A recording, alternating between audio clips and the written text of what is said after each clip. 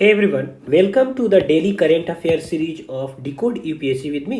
तो आज हम लोग 29 मई 2026 फ्राइडे का डेली न्यूज एनालिसिस करेंगे, ठीक है। और आज हम लोग द हिंदू और द इंडियन एक्सप्रेस दोनों का करेंगे, और जो लेटेस्ट पैटर्न है जो अभी 2026 का एग्जाम हुआ 24 मई का, उस ट्रेंड पे बेस्ड हम लोग एनालिसिस करने वाले हैं, ठीक है। जैसा कि आप लोगों ने अगर एग्जाम दिया होगा तो पता होगा कि मोर देन 40 आपको करेंट अफेयर से क्वेश्चन थे, ठीक है। तो उसके बेसिस पे हम लोग एनालाइज करेंगे। तो आज का हमारा टॉपिक है चंद्रयान 2 ने ये पता किया है कि लूनर साउथ पोल पे पानी है, मतलब आइस है। सेकेंड वन इज ऑस्ट्रेलिया और इंडिया के बीच में रिलेशन, अल नीनो के बारे में, इंडिया और साउथ कोरिया का relation, coal gasification, 3 hour rule of the digital arena in the echo chamber. इसके साथ साथ अल्जाइमर को ब्लड टेस्ट के द्वारा पता किया जा सकता है विदाउट सिम्टम्स दिखाने से पहले ही, and the anti dumping duty के बारे में, ठीक है। और मेन से रिलेटेड क्वेश्चन भी होगा और प्रीलिम से रिलेटेड क्वेश्चन भी होगा, इन सारे टॉपिक पे बेस्ड, ठीक है। तो चलिए हम लोग आगे बढ़ते हैं। तो आज का सेशन हम लोग एक पॉजिटिव नोट के साथ चालू करते हैं। न ही ज्ञानेन सदृशम पवित्रमी विद्यते। इसका मतलब ये होता है कि there is nothing as pure and powerful as knowledge in this world. मतलब नॉलेज से प्योर और पावरफुल इस दुनिया में कुछ भी नहीं है, ठीक है। तो चलिए इस पॉजिटिव नोट के साथ हम लोग आज का डेली एनालिसिस को एनालाइज करते हैं। तो ये 6 क्वेश्चन हो गए जो मैंने पिछले क्लास में दिया था, जो 28 मई के करेंट अफेयर पे बेस्ड था, ठीक है। 4 ये हो गया और 2 ये हो गया, 6, ठीक है। इसका आंसर आप लोग मैच कर लीजिएगा, ठीक है। और आज का जो करेंट अफेयर का क्वेश्चन होगा आज के न्यूज़ पे, वो सेशन के लास्ट में होगा, ठीक है। पहला टॉपिक हमारा है quantum safe thinking. Quantum safe thinking, ठीक है। जैसे कि अभी हम लोग जो यूज़ करते हैं, जैसे व्हाट्सएप यूज़ करते हैं, ठीक है, या कोई भी आपको ऑनलाइन प्लेटफॉर्म यूज़ करते हैं, चाहे वो आपको चैट जीपीटी हो, फेसबुक हो, टेलीग्राम हो, ठीक है, इंस्टाग्राम हो। उस पर क्या होता है कि हम डेटा को जब एक जगह से दूसरी जगह जब सेंड करते हैं ना, तो उसमें हमें सिक्योरिटी का थ्रेट रहता है, ठीक है। तो उस सिक्योरिटी को थ्रेट को कम करने के लिए हमें क्या करना होगा, क्वांटम सेफ लगाना होगा, ठीक है। ये क्वांटम सेफ क्या होता है? क्वांटम सेफ मतलब क्वांटम मैकेनिक्स पे काम करता है, और ये क्वांटम क्यूबिट्स पे काम करता है, 0 और 1 पे काम नहीं करता है। 0 और 1 पे तो ये आपको कन्वेंशनल तरीका हो गया, जो पुराने मतलब कि टाइम में कंप्यूटर जो यूज करते हैं, ठीक है, उसको ना यूज करके क्वांटम क्यूबिट्स यूज करेंगे, जिसके कारण से सेफ्टी का लेवल थोड़ा बढ़ जाएगा, ठीक है। थ्रेट क्या है? हम देख रहे हैं कि डे प्रतिदिन क्या हो रहा है कि हम लोग डिजिटाइज हो रहे हैं, ठीक है। चाहे वो बैंकिंग हो, एजुकेशन हो, आधार हो, डिफेंस नेटवर्क हो, एचटीटीपी हो, hyper text transfer protocol system हो, टेलीकॉम हो, कोई भी सिस्टम हो, मेडिसिन हो, आपको हेल्थ का हो, सब में हम टेक्नोलॉजी का यूज़ कर रहे हैं। तो जितना ज़्यादा हम लोग टेक्नोलॉजी में आगे बढ़ेंगे, उसके साथ साथ साइबर थ्रेट भी आएगा, ठीक है, उसके साथ साथ साइबर अटैक भी आएगा। तो उसको हम लोग बचा सकते हैं। कैसे बचा सकते हैं? क्वांटम की मदद से, ठीक है।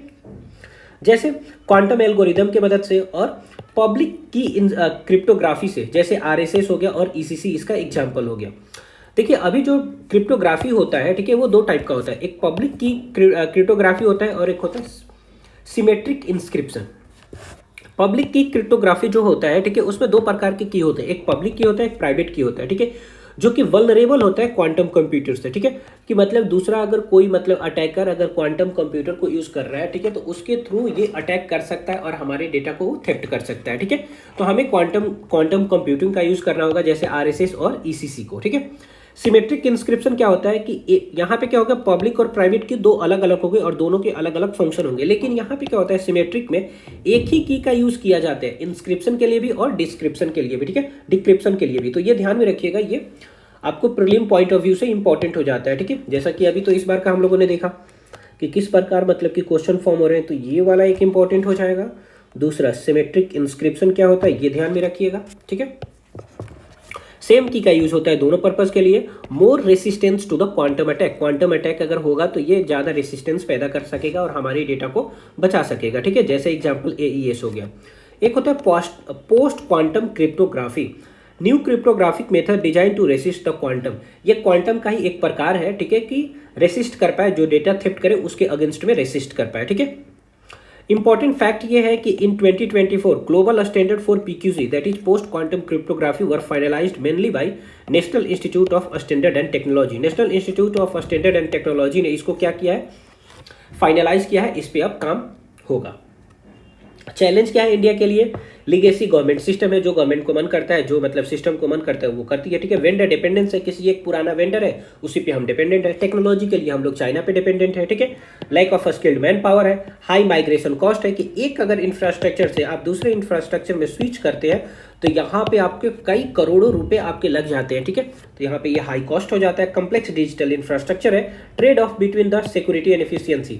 देखिए, सिक्योरिटी भी आपकी हो और इफिशियंसी भी हो और डिजिटाइजेशन भी हो, तो इसमें क्या होगा, बहुत ज़्यादा पैसे खर्च होंगे, ठीक है। गवर्नमेंट अभी तक स्टेप ले चुकी है क्वांटम नेशनल क्वांटम मिशन, इसमें क्वांटम पे बात होगी, ठीक है। और 6,000 करोड़ 2023 से 2031 में एलोकेट हो चुका है। वे फॉरवर्ड में हम लोग रखेंगे कि पहले अर्ली वार्निंग सिस्टम हो, ठीक है। जैसे हजार्ड होता है, ठीक है, नेचुरल हजार्ड होता है, जैसे फ्लड हो गया कहीं पे, ठीक है, आपको अर्थक्वेक आने वाला है, तो इन सब का क्या होता है कि पहले आपको अर्ली वार्निंग सिस्टम मिल जाता है, ठीक है। उसी तरह यहाँ पर भी कुछ अर्ली वार्निंग सिस्टम होना चाहिए कि कहीं आपका सिस्टम वल्नरेबल हो रहा है तो उसका मैसेज आपके पास चला जाए, ठीक है, मेन हेड ऑफिस में कि आपका सिस्टम वल्नरेबल हो रहा है, ठीक है। आप उसको मतलब कि इनक्रिप्ट कराइए, डिक्रिप्ट कराइए, नहीं तो डेटा थेफ्ट हो सकता है, ठीक है। ऐसा कुछ अर्ली वार्निंग सिस्टम हो। अर्ली माइग्रेशन टू PQZ हो, ठीक है। ये क्वांटम कंप्यूटिंग में इंडिजिनस क्वांटम रिसर्च हो, हम लोग भारत में ही अपना रिसर्च करें और वैसे सिस्टम को डेवलप करें। पब्लिक प्राइवेट पार्टनरशिप हो, इस तरह क्या होगा, इफिशियंसी भी बढ़ेगा और लागत भी कम होगा। स्किल्ड वर्कफोर्स डेवलपमेंट हो, इंटरनेशनल कोलेबोरेशन हो अलग अलग प्लेटफॉर्म पे, ठीक है, जो भी रीजनल प्लेटफॉर्म हो, क्वाड्स हो, SCO हो, ठीक है, ब्रिक्स हो, शंघाई कोऑपरेटिव ऑर्गेनाइजेशन हो, इन सब पे क्या होना चाहिए, रीजनल कॉपरेशन होना चाहिए, ठीक है। और कॉपरेशन करके इसको और स्ट्रेंथन कर सकते हैं। वैल्यू एडेड कीवर्ड्स है इसको मेंस में यूज जो कर सकते हैं, quantum supremacy, post quantum cryptography, zero day preparedness, cyber resilience, quantum secure infrastructure. ये जीएस पेपर 3 में इंपॉर्टेंट है साइबर सिक्योरिटी के लिए, emerging technology, internal security and science and technology. हम लोग यूज कर सकते हैं आपको अपने मेंस के कंक्लूजन आंसर में कि India transition towards a computer safe ecosystem. India जो ट्रांजिशन कर रहा है, मतलब जा रहा है क्वांटम सेफ इकोसिस्टम में, is not merely a technological upgrade. ऐसा नहीं है कि केवल टेक्नोलॉजी को अपग्रेड कर दिया और हो गया हम लोग मतलब सेफ हो गए, नहीं, but a strategic necessity for safeguarding the national security. ये क्यों जरूरी है कि ताकि हम नेशनल को, अपने नेशन को सेव कर सके, ठीक है, डिजिटल इकोनॉमी कर सके और क्रिटिकल इंफ्रास्ट्रक्चर को भी बचा सके, ठीक है। जैसे पिछले क्लास में हम लोगों ने क्रिटिकल इंफ्रास्ट्रक्चर पे जो न्यूज आया था उसको भी हम लोगों ने एनालाइज किया था, ठीक है। नेक्स्ट टॉपिक है a revival of sedition tied to consent. Okay, हाँ देखिए, ये सेडेशन जो है इसको भी हम लोगों ने पीछे मतलब कि एक न्यूज़ में कन्वर्ट किया, मतलब कि एनालाइज किया है, ठीक है। तो यहाँ पे ये था इसलिए मैं यहाँ पे चिपका दिया हूँ, ठीक है, कि इसको 124A है इसका, ठीक है, 124 सेक्शन 124A में इसको दिखाया गया है, ठीक है, सेडेशन लॉ के बारे में। और इससे रिलेटेड मतलब जो भी है वो एक आप मतलब पीछे का जब कभी भी अगर आप लोग फॉलो करते आ रहे होंगे तो आप लोग को पता होगा कि सेडेशन पहले ही हम लोगों ने कंप्लीट कर दिया है, ठीक है। तो एक ही चीज़ को बार बार करें तो आपका भी टाइम जाएगा, ठीक है। नेक्स्ट है India China holds a talk on border delimitation, ठीक है। इंडिया और चाइना के बीच में टॉक हो रही है, किस लिए, कि बॉर्डर डिलिमिटेशन किया जाए, ठीक है। तो देखिए अभी जो हुआ वो 35th नंबर का मीटिंग हुआ है WMCC। ये क्या होता है, working mechanism for the consultation and coordination. तो इंडिया और चाइना के बीच में 3 तरीके से बॉर्डर शेयर होता है। एक तो होता है वेस्टर्न लद्दाख में, एक मिडिल सेक्टर हो गया हिमाचल प्रदेश उत्तराखंड में, और एक हो गया ईस्टर्न सेक्टर जहाँ पे अरुणाचल प्रदेश में। मतलब कि इंडिया और चाइना के बीच में जो बाउंड्री है उसको क्या बोला जाता है, लाइन ऑफ एक्चुअल कंट्रोल, ठीक है। ये जो पहली बार ये जो चला था WMCC, जो अभी 35th जिसका मतलब कि सेशन हो रहा है, वो पहली बार 2012 में एस्टैब्लिश किया गया था। ये इंडिया और चाइना के डिस्प्यूट को रिजोल्व करने के लिए किया गया था, ठीक है, बॉर्डर मैनेजमेंट के लिए, कम्युनिकेशन के लिए, पीस मेंटेन हो सके लाइन ऑफ एक्चुअल कंट्रोल के अकॉर्डिंग, मतलब अक्रॉस, ठीक है, and does not discuss the final boundary settlement. ये केवल पीस को मेंटेन करने के लिए है, ठीक है, स्टेटस को मेंटेन करने के लिए, ठीक है, फाइनल जजमेंटल कुछ इससे पास नहीं होता है। और लाइन ऑफ एक्चुअल कंट्रोल ये है। और LOC कहाँ पे हम लोग करते हैं, पाकिस्तान के साथ, इंडिया पाकिस्तान हो गया और इंडिया बांग्लादेश के बीच में।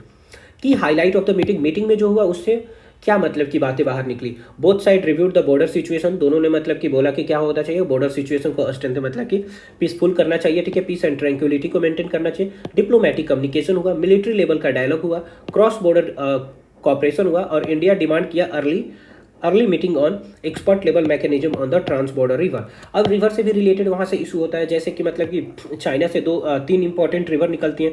ब्रह्मपुत्रा निकलता है जो आपको अरुणाचल प्रदेश से, आसाम से करते हुए फिर बे ऑफ बंगाल में आपको बांग्लादेश से इंटर करके बे ऑफ बंगाल में जाता है, ठीक है। फिर सतलज हो गया, इंडस की जो ट्रिब्यूटरी है, ठीक है, और फिर इंडस खुद भी है, वहां से निकलती है, ठीक है। तो ये तीनों रिवर ऊपर क्या हो गया, ये राइपेरियन बफर हो गया, ठीक है। अपर राइपेरियन बफर में चाइना लाई कर रहा है, हम इंडिया नीचे हो गए लोअर राइपेरियन में। तो इसको जहां मन करेगा, जब मन करता है पानी को रोक देता है, जब मन करता है पानी को डाइवर्ट कर देता है, जब मन करता है उस पर डैम बना लेता है, ठीक है, अलग अलग इंफ्रास्ट्रक्चर बनाने लगता है, जिसके कारण हम लोग क्या है, लोअर राइपेरियन में होने के कारण थोड़े से मतलब कि निगेटिव साइड में आ जाते हैं, या थोड़ा सा इसका हमें इम्पैक्ट पड़ता है, ठीक है। चैलेंज इसका ये है कि अनडिफाइंड एलएसी है, ठीक है, line of actual control defined नहीं है, मिलिट्री बिल्डअप हो जाता है कभी यहाँ से कभी वहाँ पे, छोटे मोटे मतलब कि स्कैरमिस होते रहते हैं, ठीक है।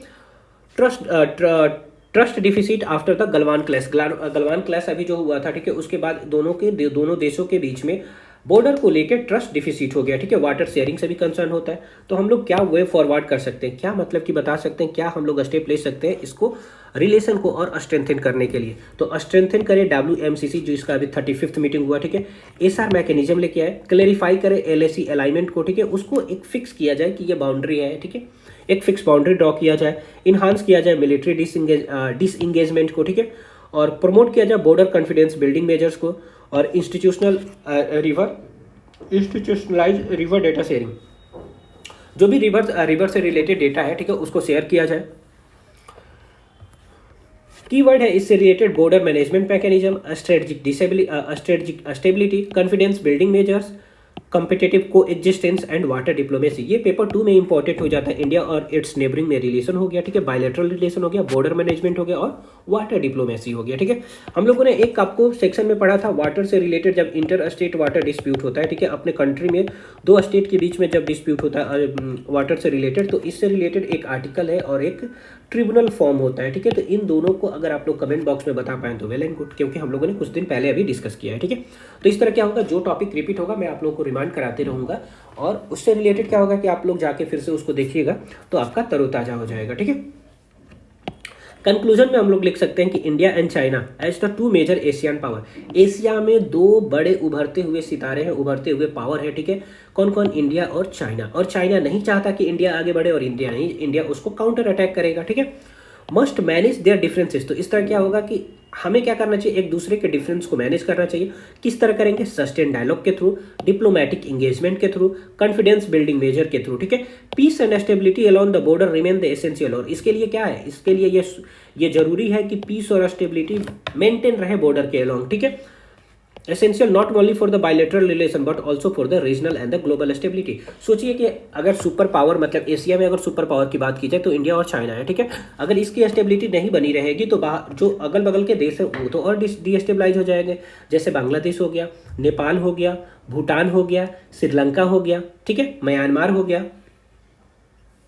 नेक्स्ट हमारा टॉपिक है चंद्रयान 2 ने साउथ पोल पे उसको आइस मिला है, ठीक है। चंद्रयान 2 कब लॉन्च हुआ था, 2019 में लॉन्च हुआ था, ठीक है। इंडिया का सेकेंड लूनर मिशन है, ठीक है। इसमें 3 कंपोनेंट थे, एक ऑर्बिटर था, एक विक्रम लैंडर था और एक प्रज्ञान रोवर था, ठीक है।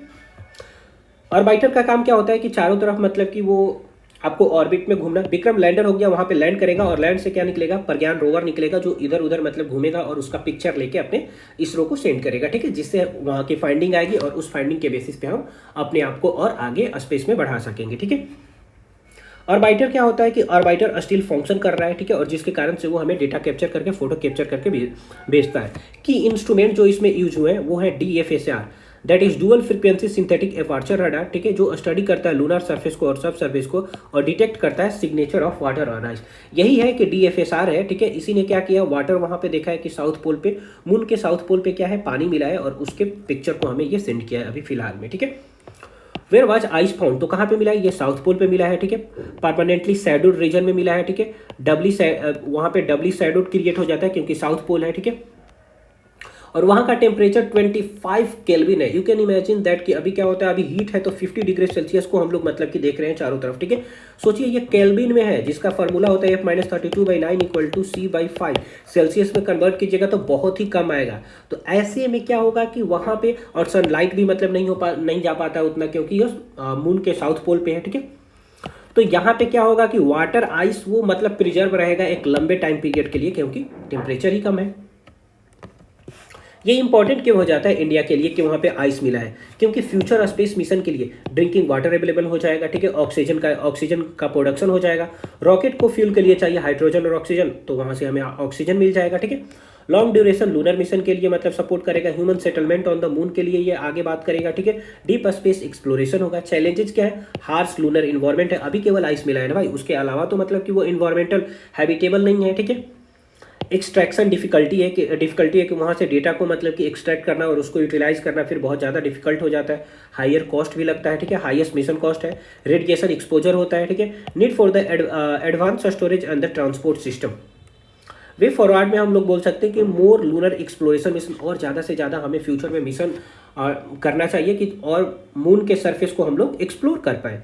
इंटरनेशनल कोलेबोरेशन होना चाहिए, ये अकेले नहीं करना चाहिए। हमें क्या करना चाहिए कि नासा के साथ मिलके, ठीक है, ईसा के साथ मिलके, यूरोपियन सिक्योरिटी एजेंसी के साथ मिलके, ठीक है, और आपको ये क्या होता है, जापान के साथ मिलके, ठीक है, जापान के साथ मिलके, और इसके बाद इसका क्या है, रसिया का है, ठीक है। इन सब के साथ मिलके हमें कोलेबोरेट करके मतलब कि वहाँ पे देखना चाहिए, मिशन को लॉन्च करना चाहिए। इस तरह क्या होगा, कॉस्ट भी घटेगा। अलग अलग जो एजेंसी है वो अलग अलग कुछ कुछ चीज़ें कंट्रीब्यूट करेंगी तो लागत भी कम होगा, ठीक है, और फायदा पूरे देश को होगा, पूरे मतलब कि वर्ल्ड को होगा। Development of the in situ resource utilisation, human capable lunar technology, human capable lunar technology को भी यूज कर लेंगे। कीवर्ड है इसके permanent shadow regions, lunar south pole, in situ resource utilisation, extract terrestrial resources and planetary exploration. हम लोग use कर सकते हैं इसको कंक्लूजन में कि the discovery of the possible water at the lunar south pole marks a major milestone in the planetary exploration and strengthen the India scientific credential in the space technology. हम लोगों ने जो अपना चंद्रयान 2 लॉन्च किया था, launch तो किया 2019 में, अभी हमें मिल रहा है 2026 में मतलब कि उसका रिजल्ट, ठीक है, 7 साल के बाद हमें पता चल रहा है।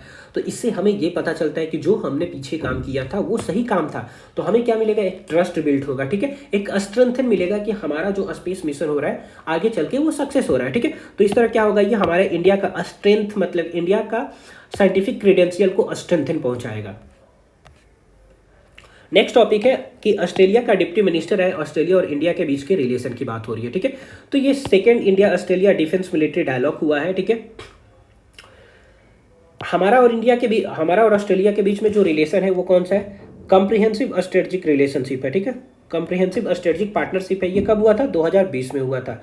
और हमारा फोकस किस चीज़ पे है, हमारा फोकस है आपको डिफेंस में, ठीक है, जस्ट सेकेंड, हमारा फोकस है डिफेंस में, मैरीटाइम सिक्योरिटी में, ट्रेड में, इंडो पैसिफिक ऑपरेशन में और क्रिटिकल मिनरल्स में। इंडिया और ऑस्ट्रेलिया के बीच में जो डिफेंस एक्सरसाइज होता है वो होता है ऑसी इंडेक्स। ऑसी इंडेक्स है, ठीक है। बायलैटरल नेवल एक्सरसाइज है, ये भी पूछ देता है कि कौन सा एक्सरसाइज है, मिलिट्री का है या कौन सा है, तो क्या है ये नेवल एक्सरसाइज है, ठीक है, between Indian navy and the royal Australian navy. दूसरा है मालाबार एक्सरसाइज है। मालाबार एक्सरसाइज में कौन कौन लोग हैं, क्वाड कंट्री हैं, ठीक है, जितने भी क्वाड में 4 देश आते हैं वो सारे हैं इसमें, ठीक है। तो इसको हम लोग बोलते सकते हैं, आपको क्वाड एक्सरसाइज भी बोल सकते हैं, ठीक है, मैरीटाइम सिक्योरिटी के लिए और इंडो पैसिफिक स्टेबिलिटी के लिए। क्वाड की ग्रुपिंग हम लोगों ने पढ़ रखा है, ठीक है। इसका ऑब्जेक्टिव है free, open and the inclusive Pacific, Indo Pacific region में अपने स्टेबिलिटी बनाए रखना। संग्रीला डायलॉग भी हुआ है, ठीक है। संग्रीला डायलॉग में क्या होता है, संग्रीला डायलॉग क्या है, ये कि ये major defence and the security forum है। कहाँ पे हुआ है, सिंगापुर में हुआ है, ठीक है। International institute for the strategic study इसको ऑर्गेनाइज कराती है, ठीक है। तो ये ध्यान में रखिएगा कि कौन ऑर्गेनाइज कराता है, तो इसको ऑर्गेनाइज कराया जाता है आपको international institute for strategic studies के द्वारा, ठीक है। फोकस इसका मेन एरिया है इंडो पैसिफिक में सिक्योरिटी मेंटेन करना, स्ट्रेटेजिक अफेयर करना और डिफेंस में कॉपरेट करना, ठीक है। Why India Australia defence ties matter, India और ऑस्ट्रेलिया के बीच में जो टाई है वो बहुत ज़्यादा मतलब स्ट्रॉन्ग होना चाहिए, स्ट्रेंथन होना चाहिए। क्यों इंडिया के लिए मैटर करता है, पहला कि ये इंडो पैसिफिक वाला जो रीजन है, ठीक है, उसमें इसको स्ट्रेंथन मिलेगा, ठीक है। दूसरा आपको क्रिटिकल मिनरल में हम लोग मतलब कि क्रिटिकल मिनरल एक एक्सचेंज होगा, ठीक है, क्योंकि ये क्रिटिकल इंफ्रास्ट्रक्चर बनाने के लिए, इलेक्ट्रॉनिक व्हीकल बनाने के लिए, ठीक है, आपको ऑनलाइन का प्रोडक्ट मतलब कि टेक्नोलॉजी को डेवलप करने के लिए ये चाहिए, ठीक है। दूसरा हमारा मतलब कि वहाँ का मैकेनाइज्ड फार्म है ऑस्ट्रेलिया का, तो वहाँ से भी हम लोग कुछ चीज़ें सीख पाएंगे, ठीक है। मैरी टाइम डोमेन के बारे में अवेयरनेस होगा, ठीक है। इकोनॉमिक इंपॉर्टेंस, ये क्रिटिकल मिनरल हो गया, एनर्जी सिक्योरिटी हो गया, सप्लाई चेन रेजिलियंस होगा। डिफेंस में कॉपरेशन एरिया है, नेवल एक्सरसाइज अभी हम लोगों ने देखा, इंटेलिजेंस शेयरिंग हो गया, cyber security, defence technology and the logistic support. Way forward में हम लोग क्या इसका की चैलेंज है, डिपेंडिंग ऑन चाइना स्ट्रेट, क्योंकि क्रिटिकल मिनरल के लिए हम चाइना पे डिपेंड है। उसको जब मन करता है तब हमें सेल करेगा, जब मन करेगा तब वो बोलेगा कि बंद हो गया, नहीं सेल करेंगे अब, ठीक है। तो इस तरह हमें डिपेंडेंसी कम होगी, हम अपने आप को डाइवर्सिफाई कर पाएंगे। डिफरेंट स्ट्रेटेजिक प्रायोरिटीज है, हमारा स्ट्रेटेजिक प्रायोरिटी अलग है, चाइना का अलग है, ऑस्ट्रेलिया का अलग है। इंडो पैसिफिक टेंशन को कम किया जाएगा, रीजनल जियोपॉलिटिकल अनसर्टेनिटी है, ठीक है। तो उसको क्या किया जाएगा, डाइवर्सिफाई किया जाएगा, अलग अलग देशों के साथ बायलैटरल रिलेशन जोड़ा जाएगा, अलग अलग रीजनल प्लेटफॉर्म पे अपनी बातों को रखा जाएगा कि ये जो टेंशन हो रहा है जियोपॉलिटिकल अनसर्टेनिटी उसको कम किया जाए। वे फॉरवर्ड में हम लोग क्या करेंगे, एक्सपेंड करेंगे डिफेंस इंटरऑपरेबिलिटी, स्ट्रेंथन करेंगे क्वाड के इनिशिएटिव को, इंक्रीज करेंगे टेक्नोलॉजी पार्टनरशिप को और इन्हांस करेंगे ज्वाइंट मिलिट्री एक्सरसाइज, जैसे अभी हम लोगों ने देखा क्वाड हो गया, ठीक है, मालाबार हो गया। वैल्यू एडेड कीवर्ड है इसके लिए, rule based Indo Pacific, maritime security architecture, strategic convergence, supply chain resilience and defence interoperability.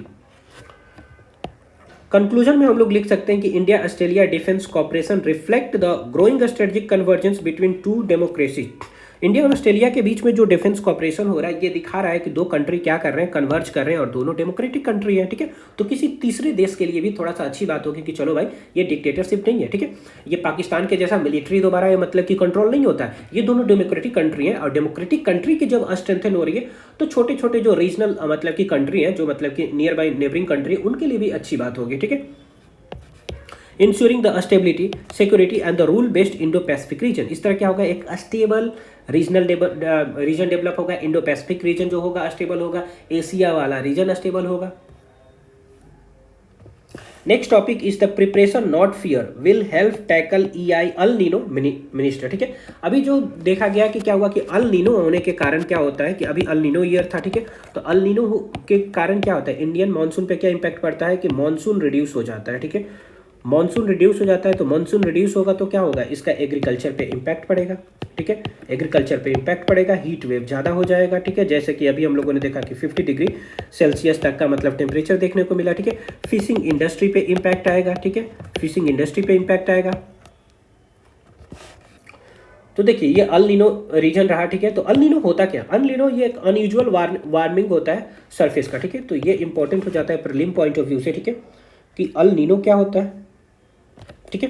तो ये क्या होता है कि अनयूजुअल वार्मिंग होता है सरफेस वाटर का, कहाँ पे, central and the eastern Pacific region, जो पैसिफिक ओशियन है उसका सेंट्रल और ईस्टर्न पैसिफिक जो होता है वो बहुत गर्म हो जाता है, जिसके कारण से क्या होता है कि ट्रेड विंड धीमी हो जाती है, ठीक है, ट्रेड विंड धीमा हो जाता है और मॉनसून सर्कुलेशन भी धीमा हो जाता है, ठीक है। रिड्यूस क्या, इसका रिजल्ट क्या होता है कि इंडिया में जो रेनफॉल है वो गिरने लगता है, ठीक है। जिनका भी जियोग्राफी ऑप्शनल है यूपीएससी में, ठीक है, जियोग्राफी ऑप्शनल है, उन लोगों को ये पता होगा कि कैसे काम करता है, ठीक है। जैसे मैं थोड़ा सा के लिए हिंट के लिए बता दे रहा हूँ कि अगर ये हमारा इक्वेटर है, ठीक है, ये हमारा इक्वेटर है, ठीक है, और यहाँ पे क्या है, हमारा इंडिया है, ठीक है, तो और यहाँ पे ऑस्ट्रेलिया है, ठीक है। जस्ट सेकंड, थोड़ा सा इधर मैं बना दे रहा हूँ, ये हमारा इक्वेटर हो गया, ठीक है, यहाँ पे ऑस्ट्रेलिया हो गया, तो यहाँ पे क्या हो गया कि आपको साउथ अमेरिका वाला रीजन हो गया, ठीक है, साउथ अमेरिका वाला रीजन हो गया। यहाँ पे डार्विन तहीती वाला रीजन होता है और यहाँ पे ये ऑस्ट्रेलिया हो गया, ठीक है, यहाँ पे तहीती हो गया, ऑस्ट्रेलिया। यहाँ पे क्या होता है कि इसी बीच में क्या होता है, गर्म हो जाता है सरफेस, जिसके कारण क्या होता है कि यहाँ तक पानी मतलब कि जो गर्म हवाएं हैं वो नहीं आ पाती है, और जब नॉर्मल ईयर होता है तो यहाँ पे आती हैं, फिर जैसे ही ये क्रॉस करती है इक्वेटर को तो यहाँ पे डिफ्लेक्शन होने लगता है, ठीक है, डिफ्लेक्शन होने लगता है ड्यू टू कोरियोलिस फोर्स, और फिर इंडिया में आके वो हवाएं फिर जैसे ही मतलब कि यहाँ पे आती हैं तो ये चूंकि क्या होता है, लो प्रेशर वहाँ पे होता है, ठीक है, तो हाई प्रेशर यहाँ पे होता है, ये मेडागास्कर के पास यहाँ पे लो प्रेशर होता है इंडिया में, तो यहाँ से हवाएं यहाँ पे आती हैं और यहाँ पे आके कन्वेक्शनल करंट ऊपर उठता है, ठीक है। तो कन्वेक्शनल करंट ऊपर उठने के कारण बहुत जोर की यहाँ पे बारिश होती है, जिसको मानसून बोला जाता है, ठीक है। और अल नीनो में क्या होता है कि ये हवाएं जो मैंने यहाँ से बोला ऑस्ट्रेलिया से मेडागास्कर तक वीक हो जाती है, जिसके कारण से यहाँ पे हाई प्रेशर उतना क्रिएट नहीं हो पाता है, यहाँ पे लो प्रेशर होने के बावजूद भी यहाँ से हवाएं उतनी नहीं जा पाती हैं, तो रेनफॉल रिड्यूस हो जाता है, ठीक है। देखिए अल नीनो का 3 फेज होता है, इसको इंसो बोला जाता है, El Nino southern oscillation. 3 phase होता है, एक अल नीनो होता है, एक ला नीनो होता है, एक न्यूट्रल होता है। अल नीनो हमारे मानसून को ये पूछ देगा कि अल नीनो का क्या इंपैक्ट है इंडियन मानसून पे, तो ये ध्यान में रखिएगा कि इंडिया पे अल नीनो क्या करता है, मानसून को रिड्यूस करेगा। ला नीना क्या करता है, और ज़्यादा मानसून करवाता है, क्योंकि यहाँ से हवाएं जो है वो ज़्यादा इंटेंसिफाई हो जाती हैं ला नीना में, ठीक है। और न्यूट्रल में नॉर्मल कंडीशन होता है, नॉर्मली मतलब कि जितनी मानसून होनी चाहिए उतना होता है, ठीक है। सॉदर्न ऑसिलेशन क्या होता है, यही जो 2 रीजन मैंने बताया, ऑस्ट्रेलिया में डार्विन जगह है और तहीती बीच वाला जगह होता है आपको साउथ अमेरिका के पास, ठीक है। और उन दोनों के बीच में टेम्परेचर डिफरेंस होता है, एटमॉस्फेरिक प्रेशर डिफरेंस होता है, जिसके कारण से El Nino southern oscillation create होता है वहाँ पे, ठीक है। अल नीनो का इंडिया पे क्या इंपैक्ट है, तो एग्रीकल्चर पे है। एग्रीकल्चर हमारा मतलब स्ट्रेस में आएगा, क्रॉप फेल्यूर होगा। इकोनॉमी पे क्या होगा, जब एग्रीकल्चर ही उतना मतलब कि फूड को नहीं प्रोड्यूस कर पाएगा तो फूड इन्फ्लेशन हो जाएगा। रूरल डिमांड मतलब कि रिड्यूस हो जाएगा रूरल डिमांड, ठीक है। और लोअर जीडीपी ग्रोथ होगा। इन्वायरमेंटल पे ड्राउट हो जाएगा, फॉरेस्ट फायर हो जाएगा और हीट वेव्स हो जाएगा, जैसे अभी हम लोगों ने 50 डिग्री सेल्सियस देखा। वे फॉरवर्ड में लिख सकते हैं कि प्रमोट करना चाहिए माइक्रो इरिगेशन, ठीक है। और ये माइक्रो इरिगेशन सबसे बेस्ट कहाँ से हम लोग सीख सकते हैं, ऑस्ट्रेलिया से सीख सकते हैं, ठीक है, ऑस्ट्रेलिया से, ठीक है। डेवलप करना चाहिए ड्राउट रेसिस्टेंट सीड को, ठीक है। जैसे आपको हो गया ड्राउट रेसिस्टेंस में क्या आ जाएगा, ड्राउट रेसिस्टेंस में मक्का वाला आ जाएगा, ठीक है। और ये फूडर क्रॉप आ जाएगा, फूडर क्रॉप भी होता है, ठीक है, ड्राउट रेसिस्टेंस। एक्सपेंड करना चाहिए क्रॉप इंश्योरेंस को, ठीक है। इस तरह क्या होगा कि जो भी फार्मर है, ठीक है, जिनको जो लॉस में चले जाते हैं उनको थोड़ा मतलब कि यहाँ से इकोनॉमिकल बेनिफिट मिलेगा। Integrated water resource management, keywords है climate resilience, monsoon variability, food security, adaptive agriculture and ocean atmospheric coupling. Conclusion में लिख सकते हैं कि अल नीनो हाईलाइट करता है growing vulnerability of the India's agriculture and the economy to climate variability. जैसे climate variable हो रहा है, ठीक है, तो क्लाइमेट वेरिएबल हो रहा है तो एज अ रिजल्ट क्या हो रहा है, अल नीनो ईयर आ रहा है। अल नीनो ईयर आने के कारण क्या हो रहा है, इंडिया का एग्रीकल्चर और इकोनॉमी पूरी तरह स्ट्रेस में आ जा रहा है, ठीक है। तो क्या करना चाहिए हमें, स्ट्रेंथन करना चाहिए climate resilient agriculture, climate resilient agriculture हो, ठीक है, कि जैसे जैसे क्लाइमेट चेंज करें वैसे वैसे हम अपने एग्रीकल्चरल प्रोडक्ट को भी चेंज कर पाएं, ठीक है। इफिशिएंट वाटर मैनेजमेंट यूज करें, जैसे ड्रिप इरिगेशन का यूज कर पाएं, ठीक है, और स्प्रिंकल सिस्टम का यूज कर पाएं, ठीक है। तो ये कुछ मतलब कि इफिशिएंट वाटर मैनेजमेंट यूज कर पाएं। साइंटिफिक फोरकास्टिंग यूज करें, ठीक है, कि वो होने से पहले ही हमारे पास कुछ समय पहले मतलब फोरकास्टिंग हो जाए और उसके अनुसार हम लोग प्रिपेयर्डनेस कर पाएं। Crucial to reducing the risk and ensuring the long term food and the livelihood security, क्योंकि यही सब जरूरी है ये इंश्योर करने के लिए कि लॉन्ग टर्म फूड और लाइवलीहुड सिक्योरिटी बना रहे इंडिया में as well as neighbouring countries में। नेक्स्ट हमारा है इंडिया और कोरिया के बीच का रिलेशन। अभी ट्वेल्थ राउंड का नेगोशिएशन हुआ है इंडिया और कोरिया के बीच में, ठीक है। और इंडिया और साउथ कोरिया के बीच में जो रिलेशन होता है वो कौन सा है, सेप्पा है, ठीक है, कॉम्प्रिहेंसिव इकोनॉमिक पार्टनरशिप एग्रीमेंट, ठीक है। कब ये हुआ था, 2010 में हुआ था। इसका एम है बायलैटरल ट्रेड को बढ़ाना, प्रमोट करना इन्वेस्टमेंट और मार्केट एक्सेस एक दूसरे कंट्री में मिलना। हमारा साउथ अफ्रीका के साथ क्या है, साउथ कोरिया के साथ हमारे पास क्या है, ट्रेड डिफिसिट है, मतलब हम इंपोर्ट ज़्यादा करते हैं साउथ कोरिया से और एक्सपोर्ट कम करते हैं, ठीक है। तो ये भी ध्यान में रखिएगा कि ये भी पूछ देगा कि साउथ अफ्रीका के साथ ट्रेड सरप्लस है या ट्रेड डिफिसिट है, तो हम लोग ट्रेड डिफिसिट में। India trade deficit south Korea के साथ क्या है, कितने का है, $15.6 बिलियन का है, ठीक है। और ये इंक्रीज कर रहा है significantly since the CEPA implementation. जब से 2010 में मतलब कि ये इंप्लीमेंट हुआ है तब से ये ट्रेड डिफिसिट इंक्रीज कर रहा है। Why South Korea is important for India, South Korea क्यों इंपॉर्टेंट है, क्योंकि ये भी क्या होता है, इंडो पैसिफिक वाले रीजन में मतलब कि लाइक करता है, तो इसलिए इंपॉर्टेंट हो जाता है, ठीक है। कि इन्वेस्टमेंट है वो यहाँ पे इन्वेस्ट किया बहुत सारे साउथ कोरियन कंपनी है, जैसे सैमसंग हो गया, ठीक है, सैमसंग इलेक्ट्रॉनिक हो गया, हुंडई हो गया, LG इलेक्ट्रॉनिक्स हो गया, ये पूरा क्या है इंडिया में मतलब कि खोली हुई है, ठीक है। तो इन्वेस्ट हो रहा है, इलेक्ट्रॉनिक भी वो हमें इन्वेस्ट करें, ऑटोमोबाइल में, शिप बिल्डिंग में और सेमीकंडक्टर में, ठीक है। और स्ट्रेटेजिक इंपॉर्टेंस क्या है कि इंडो पैसिफिक में कॉपरेशन है, टेक्नोलॉजी में पार्टनरशिप है, वहाँ से हमें टेक्नोलॉजी मिल रहा है, ठीक है। सप्लाई चेन रेजिलियंस होगा, सेमी कंडक्टर इकोसिस्टम यहाँ पे डेवलप हो रहा है। चैलेंज क्या है बायलैटरल ट्रेड में, लार्ज ट्रेड इम्बैलेंस है क्योंकि हम ट्रेड डिफिसिट में है। नॉन टेरिफ बैरियर हो रहा है, जैसे मतलब फाइटो सैनिटरी और द सैनिटरी आपको पैरामीटर लग रहा है, ठीक है, मेनली ये एग्रीकल्चरल प्रोडक्ट पे हो रहा है। लिमिटेड इंडियन एक्सपोर्ट कम्पिटिटिवनेस, हम उतना कम्पिटिटिव नहीं हो पा रहे हैं कि वहाँ पे जाके ट्रेड सरप्लस में कन्वर्ट कर पाए अपने आप को, ठीक है।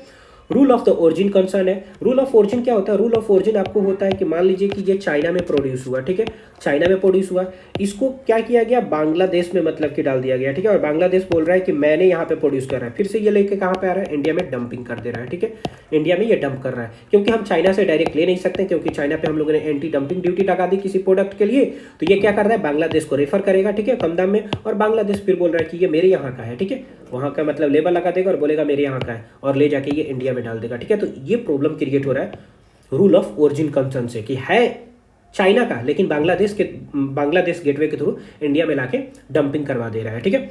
मार्केट एक्सेस इशू है कि हमारे पास मतलब कि चूंकि हम ट्रेड डिफिसिट में चल रहे हैं, हमारी टेक्नोलॉजी उतना अपग्रेड नहीं है, तो हमारी मार्केट मतलब कि साउथ कोरिया में नहीं खुल पा रही है, हमारे लिए एक्सेस नहीं मिल पा रहा है।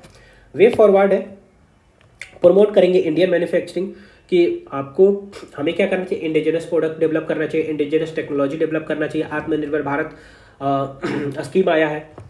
Strengthen the export competitiveness, diversify करना चाहिए एक्सपोर्ट बास्केट को, कि एक ही कंट्री में नहीं बल्कि हर एक कंट्री के साथ एक सेपा डेवलप करना चाहिए, कम्प्रिहेंसिव इकोनॉमिक पार्टनरशिप एग्रीमेंट, और अपने लिए मार्केट हर एक कंट्री में खोलना चाहिए, ठीक है। इंप्रूव करना चाहिए एफटीए यूटिलाइजेशन को, जो भी फ्री ट्रेड एग्रीमेंट का जो मतलब कि रिलेशन है उसको भी स्ट्रेंथन करना चाहिए। इंकरेज करना चाहिए joint venture in the high tech sectors. Value added keywords है trade diversification, supply chain resilience, market access, rule based trade and the economic diplomacy. Conclusion में हम लोग लिख सकते हैं the upgradation of India and South Korea CEPA comprehensive economic partnership agreement reflect the need for more balanced and the mutually beneficial trade relation. India और South Korea के बीच में जो रिलेशन सेपा है वो जरूरी है कि उसको और ज़्यादा बैलेंस बनाया जाए, म्यूचुअली बेनिफिशियल बनाया जाए, ठीक है, ट्रेड रिलेशन में। नेक्स्ट टॉपिक इस द कोल गैसिफिकेशन करने की बात की गई है, किसके द्वारा, हमारे जो मिनिस्टर हैं यूनियन मिनिस्टर, ठीक है, उन्होंने बोला है कि कोल गैसिफिकेशन होगा और उसके लिए 3 लाख करोड़ रुपए एलोकेट किए जा चुके हैं। इससे देखिए पहला काम कि कोल गैसिफिकेशन होता क्या है, बाद में देखेंगे कि इससे फायदे क्या है। पहला काम ये होता क्या है, तो इससे क्या होता है कि जो भी कोल हमारे पास है उसको हम लोग मतलब कि कोल जो है, ठीक है, काला काला जो कोल होता है, कोयला होता है, ठीक है, उसको हम लोग गैस में कन्वर्ट कर पाएंगे, ठीक है। तो उस coal is converted into the synthetic gas, ठीक है, सिंथेटिक गैस में कन्वर्ट कर पाएंगे, जिसको हम लोग क्या बोलते हैं, सीन गैस बोलते हैं। तो इसी को बोला जाता है कोल गैसिफिकेशन, ठीक है। किस चीज़ का यूज़ करके, ऑक्सीजन का, स्टीम का और कंट्रोल्ड हीट का, ठीक है। तो ये सीन गैस है क्या, ये तो सिंथेटिक गैस हम लोगों ने देख लिया कि कोल को जब गैस में कन्वर्ट कराया गया तो सीन गैस बन गया, लेकिन एक्चुअली में सीन गैस के अंदर, सिंथेटिक गैस के अंदर क्या क्या कंपोनेंट होते हैं, तो मेनली कार्बन मोनोऑक्साइड होता है और हाइड्रोजन होता है। तो ये प्रीलिम में पूछ सकता है, ठीक है। कहाँ पे इसका यूटिलाइज करते हैं कि हमारे ये इंपॉर्टेंट है, फर्टिलाइजर बनाने में, मिथेनॉल प्रोडक्शन में, केमिकल प्रोडक्शन में, सिंथेटिक फ्यूल्स में और हाइड्रोजन बनाने में, ठीक है। कोल गैसिफिकेशन तो हम लोगों ने देख लिया क्या है, उसके अंदर क्या क्या कंपोनेंट है, हम लोगों ने देख लिया कि इसको कहाँ पे यूटिलाइज किया जाता है, ठीक है। अब इसके क्या क्या बेनिफिट है, तो इकोनॉमिकल बेनिफिट है, इन्वायरमेंटल बेनिफिट है, टेक्नोलॉजिकल है, ठीक है। इकोनॉमिकल क्या है कि अभी सोचिए कि हम फर्टिलाइजर किसी दूसरे कंट्री से हम लोग क्या कर रहे हैं, इंपोर्ट कर रहे हैं, ठीक है। अगर हमारे पास सीन गैस हो जाएगा तो फर्टिलाइजर इससे हम इंडिया में ही बना पाएंगे, ये इंपोर्ट सब्सटीट्यूशन का काम करेगा, इंडस्ट्री हमारे पास ग्रोथ करेगा, ये केमिकल इंडस्ट्री हमारे पास मतलब कि अच्छा स्ट्रेंथन करेगा, और ये फॉरवर्ड और बैकवर्ड लिंकेज भी करता है, ठीक है। फॉरवर्ड और बैकवर्ड लिंकेज कहने का मतलब कि इस पे बहुत सारी मतलब कि इंडस्ट्री डिपेंडेंट है केमिकल पे, जैसे पेपर इंडस्ट्री हो गया, ठीक है, पेपर हो गया, आपको फार्मास्यूटिकल इंडस्ट्री हो गया, ठीक है, पेंट इंडस्ट्री हो गया, ठीक है। तो इस तरह अलग अलग टाइप की मतलब इंडस्ट्री केमिकल इंडस्ट्री पे डिपेंडेंट है, तो इंडस्ट्रियल ग्रोथ होगा, एम्प्लॉयमेंट जनरेशन होगा, अलग डिफरेंट टाइप का, डाइवर्सिफाई टाइप का अगर हमारे पास ज़्यादा से ज़्यादा इंडस्ट्री सेटअप होगा तो ज़्यादा से ज़्यादा लोगों को एम्प्लॉयमेंट मिलेगा, इकोनॉमिकल ग्रोथ होगा, हमारा जीडीपी बढ़ेगा, हमारा 5 ट्रिलियन का जो इकोनॉमी है वो भी मतलब अचीव होगा जो टारगेट है। इन्वायरमेंटल कंसर्न इसका है कि cleaner than the conventional coal farming.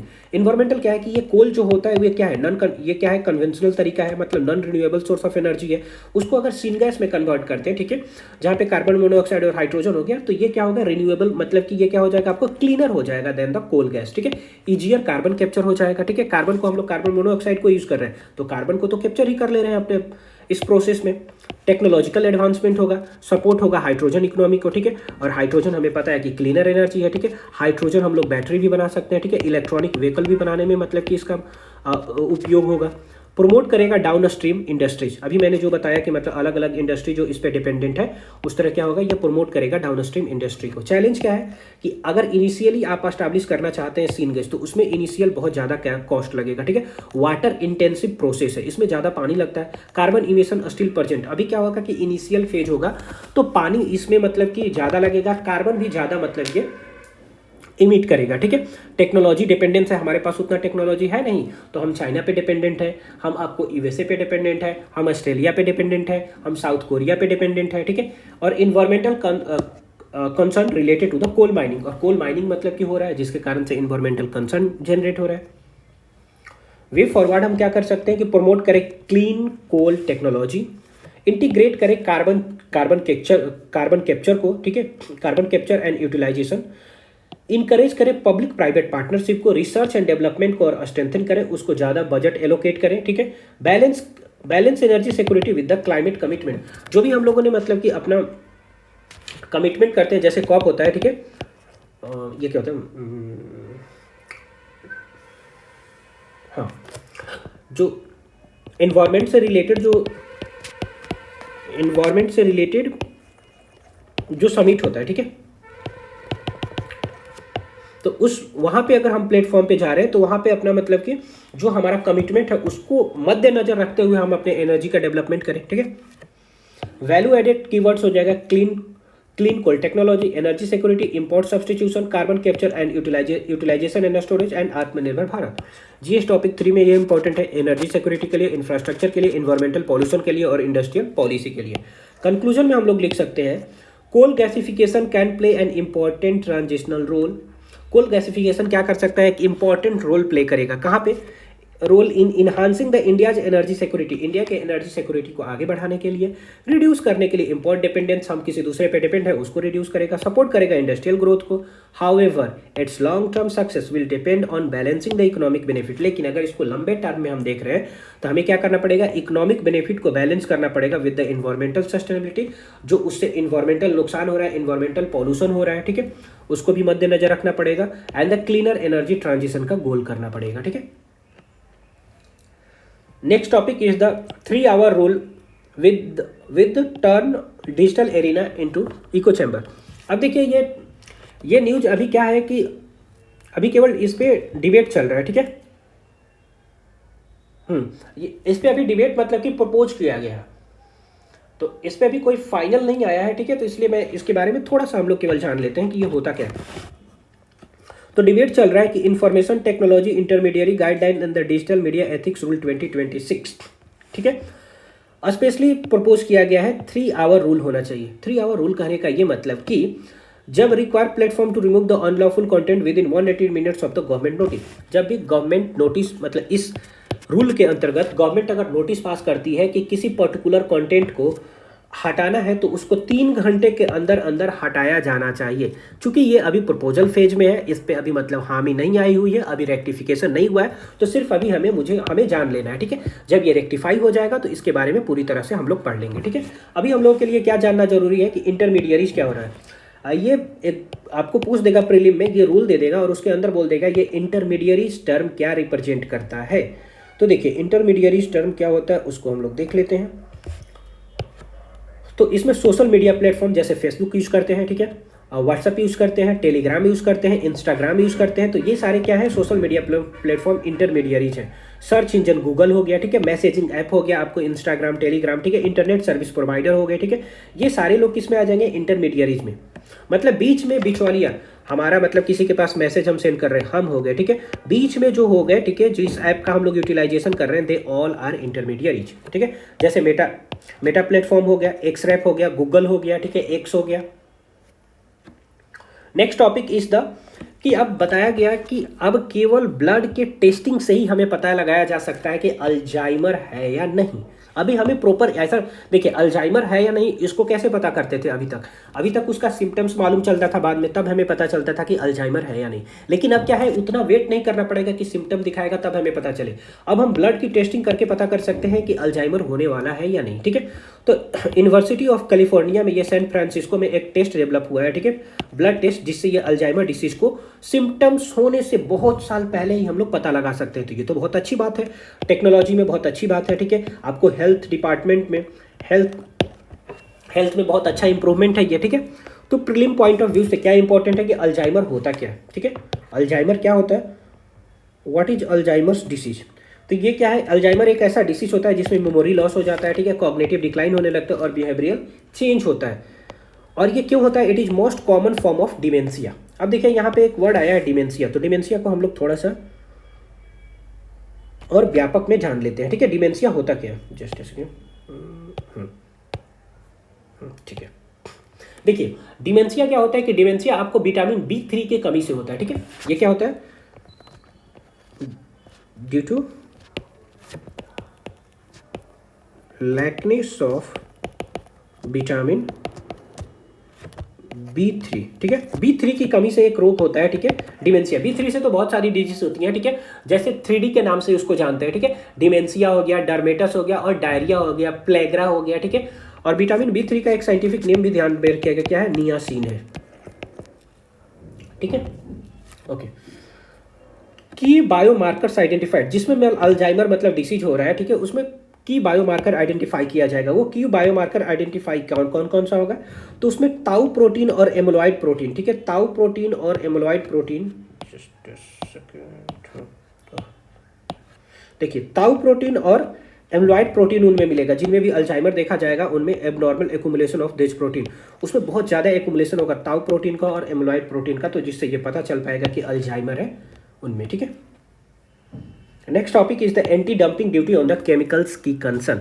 अब देखिए अभी जस्ट हम लोगों ने बात किया एंटी डंपिंग का, भी हम लोग बात कर रहे थे पीछे में, ठीक है।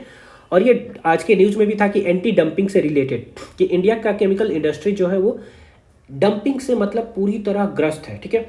और डंपिंग से ग्रस्त है, कम दामों में हमारे पास केमिकल इंडस्ट्री में केमिकल आ जा रहे हैं यहाँ पर, जिसके कारण से क्या हो रहा है, इंडिया को एंटी डंपिंग लगाना पड़ रहा है। क्यों लगाना पड़ता है एंटी डंपिंग भाई, क्योंकि इंडिया का जो इंडस्ट्री है उतना कंपिटिटिव नहीं है, हमारे पास उतना कम दामों में वो प्रोडक्ट अवेलेबल नहीं हो पाता है। तो अपने डोमेस्टिक इंडस्ट्री को, केमिकल इंडस्ट्री को प्रोटेक्ट करने के लिए हम उस पर क्या करते हैं, टैक्स लगाते हैं, ठीक है, एंटी डंपिंग ड्यूटी के नाम से, ठीक है। तो डंपिंग क्या होता है कि countries export good at the prices lower than the domestic market, हमारे पास जितने में मिल रहा है उससे कम दामों में हमारे पास लाके डंप किया जाता है, तो उसको बोला जाता है डंपिंग, ठीक है। What is anti dumping duty मैंने बता दिया, ठीक है। और ये आता, ऐसा नहीं है कि ये वर्ल्ड ट्रेड ऑर्गेनाइजेशन रूल के बाहर आता है, नहीं, ये वर्ल्ड ट्रेड ऑर्गेनाइजेशन रूल के अंदर ही आता है। क्यों, कि ताकि हम अपने डोमेस्टिक प्रोडक्ट, डोमेस्टिक इकोनॉमी को बचा सके, प्रोटेक्ट कर सके, ठीक है। Need for the anti dumping क्यों जरूरी है, प्रोटेक्ट इन इन्फेंट इंडस्ट्री, जो अभी अभी मतलब स्टार्ट हो रही है इंडस्ट्री, डोमेस्टिक इंडस्ट्री, उनको प्रोटेक्ट करने के लिए, प्रिवेंट करने के लिए प्रेडेटरी प्राइसिंग को, इंश्योर करने के लिए फेयर कंपटीशन को, और स्ट्रेंथन करने के लिए डोमेस्टिक मैन्युफैक्चरिंग को, ठीक है। अब देखिए यहाँ पे 3 टर्म इससे रिलेटेड होते हैं और ये पूछा जाता है प्रीलिम में, anti dumping duty, countervailing duty and safeguard duty.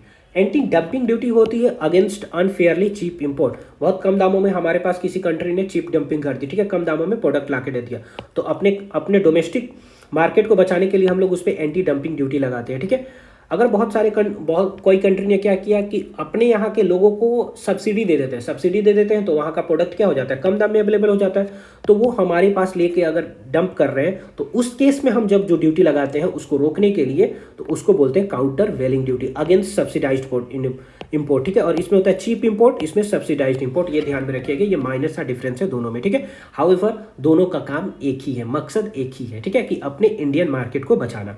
Safe guard duty होता है emergency protection from import search, ठीक है। मान लीजिए कि कोई पर्टिकुलर प्रोडक्ट बहुत ज़्यादा हमारे कंट्री में आ रहा है, ठीक है, तो उससे अपने कंट्री को बचाने के लिए, अपने कंट्री के इकोनॉमी को बचाने के लिए जो उस टाइम हम लोग ड्यूटी लगाते हैं, टैक्स लगाते हैं, उसको बोला जाता है सेफ गार्ड ड्यूटी। गवर्नमेंट का क्या क्या इनिशिएटिव है अभी तक इसको एंटी डंपिंग ड्यूटी, डंपिंग से बचाने के लिए, तो पहला है DPIIT, that is department for promotion of industry and internal trade, ने इंडस्ट्री से पूछा है क्या कि इंडिजेनाइज प्रोडक्शन डेवलप करो, इंडिया का ही प्रोडक्ट डेवलप करो, रिड्यूस करो इम्पोर्ट डिपेंडेंस, बाहर के लोगों पे बाहर से डिपेंडेंस कम करो, एक्सपोर्ट को ज़्यादा से ज़्यादा करो, स्ट्रेंथ करो सप्लाई चेन को, वे फॉरवर्ड में क्या कर सकते हैं, टारगेट करना चाहिए एंड टेम्प्रोरी ड्यूटी। ठीक है, आप ड्यूटी लगा रहे हो, हमें ड्यूटी लगानी चाहिए, लेकिन टारगेटेड प्रोडक्ट पे लगाना चाहिए। ठीक है, कि ताकि क्या हो कि एक बायलैटरल रिलेशन भी मेंटेन करना तो जरूरी है ना। आप बोलोगे कि सारे लोगों की जो भी कंट्री हमारे यहाँ एक्सपोर्ट कर रही है सब पे हम एंटी डंपिंग ड्यूटी लगा देंगे, तो भाई आपसे रिलेशन कौन रखेगा, फिर आप अकेले पड़ जाओगे और अकेले तो सस्टेन नहीं कर पाएंगे इस दुनिया में। ठीक है, boost domestic capacity, research and development करना चाहिए, डाइवर्सिफाई करना चाहिए, इंपोर्ट रिसोर्सेज को अलग अलग कंट्री से इंपोर्ट करना चाहिए, स्ट्रेंथन करना चाहिए वर्ल्ड ट्रेड ऑर्गेनाइजेशन के compliant trade remedies. Argument in the favour of anti dumping duties. Anti dumping duties क्यों लगाना चाहिए ये तो हम लोगों ने पहले भी देख लिया। ठीक है, आर्गुमेंट अगेंस्ट, ये लगा रहे हैं तो इससे क्षति क्या हो रहा है, क्षति क्या हो रहा है कि रॉ मटेरियल का प्राइस बढ़ जा रहा है। आप मान लीजिए कि कोई हम चीज़ अपने यहाँ इंपोर्ट कर रहे हैं, उस पर एंटी डंपिंग ड्यूटी लगा दिए, तो उस प्रोडक्ट को as a raw material use कर रहे हैं किसी प्रोडक्ट को बनाने में, तो रॉ मटेरियल का प्राइस बढ़ गया, तो फाइनल प्रोडक्ट होगा उसका भी प्राइस बढ़ जाएगा। ठीक है, एमएसएमई सफर करेगा, एक्सपोर्ट कॉम्पिटिटिवनेस डिक्लाइन हो जाएगा। जब हमारे यहाँ का प्रोडक्ट महंगा हो जाएगा तो किसी दूसरे कंट्री में हम लोग बेच नहीं पाएंगे। इन्फ्लेशनरी इंपैक्ट हो जाएगा, प्राइस अगर महंगा हो जाएगा तो इन्फ्लेशन बढ़ जाएगा। ठीक है, इंडस्ट्रियल प्रोडक्ट का प्राइस बढ़ जाएगा। जीएस पेपर 2 में वर्ल्ड ट्रेड ऑर्गेनाइजेशन में इंपॉर्टेंट है और इंटरनेशनल ट्रेड डिस्प्यूट में कीवर्ड है इनसे related, trade remedy measure, protectionism. ये एंटी डंपिंग ड्यूटी क्या है, एक टाइप ऑफ प्रोटेक्शनिज्म है। ठीक है, अपने कंट्री के ट्रेड को प्रोटेक्ट करना। प्रेडेटरी प्राइसिंग, ठीक है, supply chain resilience and import substitution. Conclusion में हम लोग यूज कर सकते हैं कि anti dumping duties are necessary to protect domestic industries. Anti dumping duties क्या है, नेसेसरी है, किस लिए, to protect the domestic industries from unfair trade practices. Unfair trade practices जो चल रहा है उससे अपने कंट्री के ट्रेड को बचाने के लिए हमें एंटी डंपिंग ड्यूटी करना पड़ेगा। But they must be carefully balanced to avoid the increasing cost of MSME. लेकिन उसको एक बैलेंस करके चलना पड़ेगा कि ताकि एमएसएमई को हर्ट ना हो। ठीक है, and weakening the India's global competitiveness, और वर्ल्ड में भी हम कंपटीशन को मेंटेन कर पाए।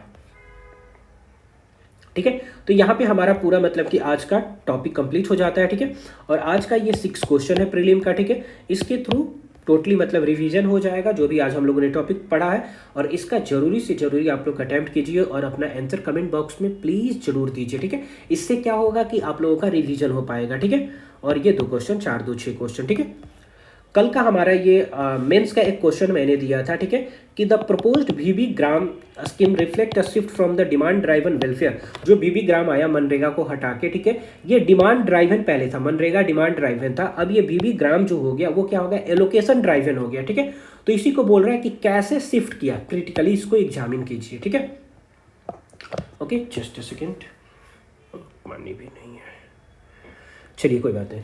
देखिए, जब ऐसा क्वेश्चन है तो पहले क्या करना है कि हमें इंट्रोडक्शन कैसे करना पड़ेगा। तो इंट्रोडक्शन पहले खोजिए कि क्या मेन टॉपिक है जो हमसे पूछ रहा है क्वेश्चन में। तो हमसे क्या पूछ रहा है, बोल रहा है कि the proposed VB G RAM, main topic तो ये बीबी ग्राम के बारे में पूछ रहा है, तो हम इसी को इंट्रोडक्शन में चालू करेंगे। ठीक है, कि the proposed VB G RAM scheme reflect a shift, ये रिफ्लेक्ट तो कर रहा है, और सबसे अच्छी बात की हम अपने टॉपिक से डेविएट नहीं होंगे। ठीक है, जो भी क्वेश्चन पूछ रहा है उससे हमें डेविएशन नहीं चाहिए, तो जो हमें पूछ रहा है उसको भी हम लोग लिख सकते हैं। The proposed VB gram ji scheme reflect a shift from right based demand driven welfare. ठीक है, पहले जो मतलब मनरेगा था वो राइट बेस्ड और डिमांड ड्राइवन था मॉडल, वहां से हम लोग शिफ्ट किए हैं allocation driven rural employment governance framework पे। ठीक है, जो कि फोकस किस पे करता है, फिस्कल कंट्रोल एसेट क्रिएशन पे। ठीक है, तो बीबी ग्राम को हम लोग लिंक करके मनरेगा से 2-4 सेंटेंस में हम लोगों ने लिख दिया कि कैसे ये शिफ्ट, मतलब कि इसी की बातों को हमने मतलब हामी भर दिया कि ये कैसे रिफ्लेक्ट कर रहा है। ठीक है, अब देखते हैं कि कैसे ये स्कीम रिफ्लेक्ट कर रहा है शिफ्ट को,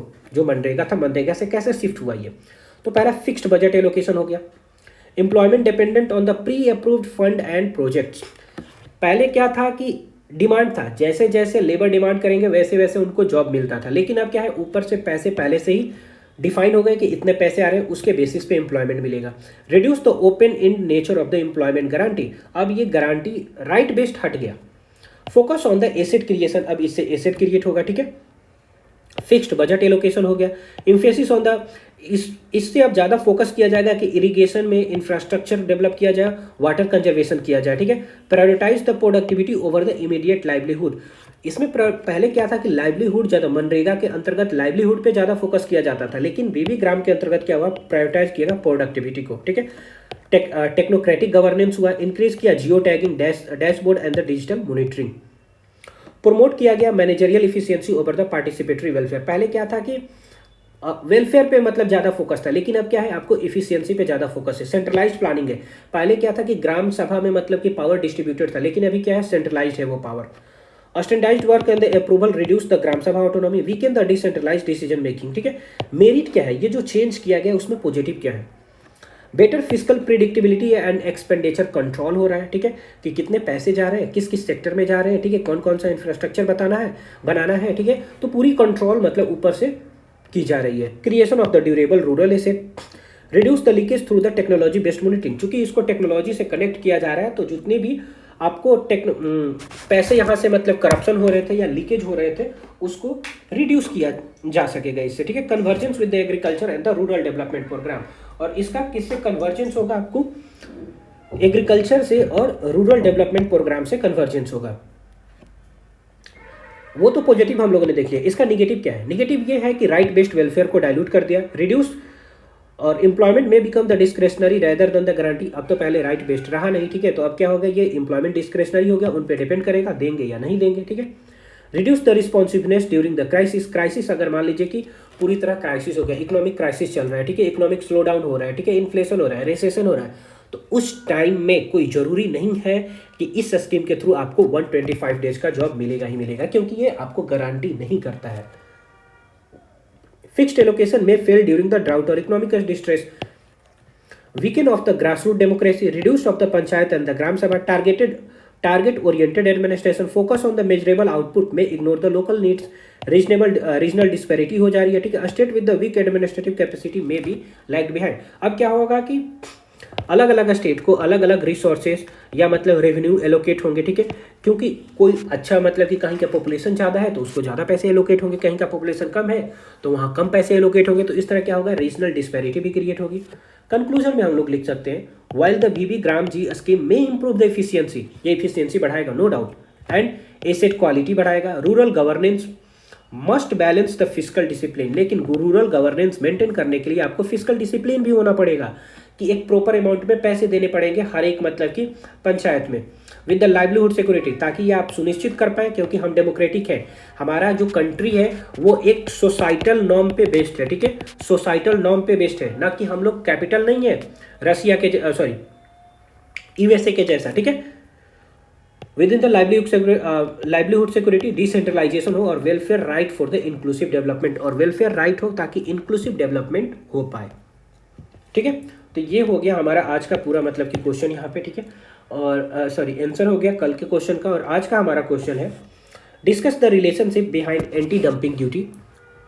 एंटी डंपिंग ड्यूटी लगाने के पीछे क्या कारण है, examine there impact on the India's manufacturing sector and MSME, और इसका क्या पॉजिटिव या निगेटिव इम्पैक्ट होता है हमारे इंडिया के इकोनॉमी सेक्टर पे और एमएसएमई पे। ठीक है, ये आज का आपका क्वेश्चन है। ठीक है, मेंस का, इसको आप लोग प्रैक्टिस कीजिएगा, कल हम लोग इसका आंसर लेके आएंगे। ठीक है, तो चलिए फिर हम लोग मिलते हैं नेक्स्ट क्लास में। Till then bye bye, God speed.